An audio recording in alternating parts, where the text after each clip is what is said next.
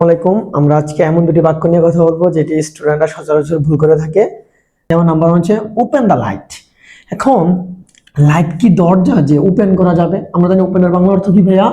খোলা। ওকে, এবার আমরা যদি এটা সঠিকটা দেখি, সুতরাং সঠিক বাক্য কি হবে? সঠিক বাক্য হবে টার্ন অন দ্য লাইট।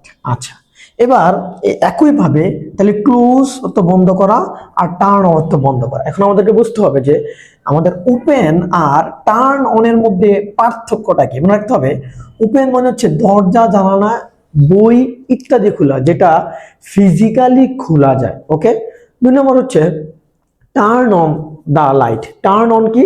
যেটা ইলেকট্রিসিটি বা পাওয়ারের প্রয়োজন হয়, ওইখানে আমরা কি ব্যবহার করতে পারি? Turn on. তাহলে কি বলা যায়? টার্ন অন দা লাইট, অথবা টার্ন অন দা ক্যামেরা, অথবা turn on the mobile phone. এইসব যেটা ইলেকট্রিসিটি বা পাওয়ার দ্বারা হয়, ওটাকে চালু করা যায়। তুমি সহায়ক হিসাবে চালু করতে পারবে। তুমি সহায়ক একটা যন্ত্র তোমার দ্বারা তোমার সহায়তা চালু হবে। তাহলে কি হবে? Turn on. ঠিক সেম ভাবে আমরা বলতে পারি টার্ন অফ দা টিভি। তাহলে টিভি কি? আমার সহযোগিতায় হবে। তাহলে যেটার মধ্যে ইলেকট্রিসিটি পাওয়ার আছে বা ক্ষমতা আছে, ওইখানে আমরা অবশ্যই কি ব্যবহার করব? টার্ন অন আর টার্ন অফ। আরটা কি ব্যবহার করবো আমরা? ক্লোজ। আর হচ্ছে যে ওপেন। সবাই ভালো থাকবে। মজার ইংরেজি শিখতে ইংলিশ ইজি পেজটি অবশ্যই ফলো দিবে। আসসালামু আলাইকুম।